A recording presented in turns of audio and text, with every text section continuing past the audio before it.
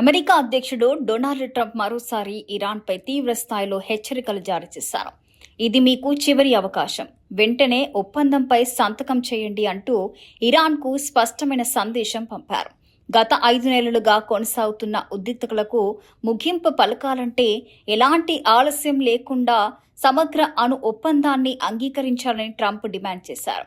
Trump హెచ్చరికల ప్రకారం Iran ఒప్పందానికి అంగీకరించకపోతే అమెరికా నుంచి ఊహించని స్థాయిలో భారీ సైనిక చర్యలు ఎదుర్కోవాల్సి వస్తుందని పేర్కొన్నారు.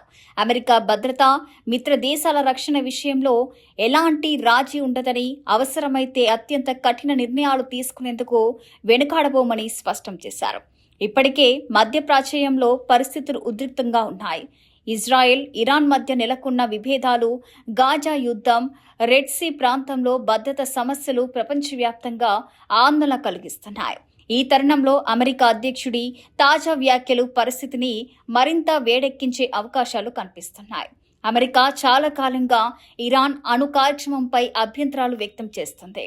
ఇరాన్ అణ్వ యుద్ధాల తయారీ దిశగా అడుగులు వేస్తుందని అమెరికా, పాశ్చాత్య దేశాలు ఆరోపిస్తుండగా తమ అణు కార్యక్రమం పూర్తిగా శాంతియుత అవసరాల కోసమేనని ఇరాన్ చెబుతుంది.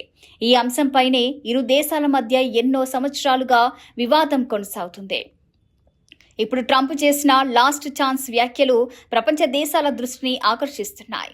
ఇరాన్ ఈ హెచ్చరికలను పట్టించుకొని చర్చలకు ముందుకొస్తుందా, లేక తన వైఖరిని మరింత కఠినతరం చేస్తుందా అన్నది ఆసక్తికరంగా మారింది. మరోవైపు ఐక్యరాజ్య సమితి, యూరప్ దేశాలు మాత్రం ఇరు దేశాలు సంయమనం పాటించాలని, యుద్ధానికి బదులుగా దౌత్యపరమైన చర్చల ద్వారా సమస్యను పరిష్కరించుకోవాలని సూచిస్తున్నాయి.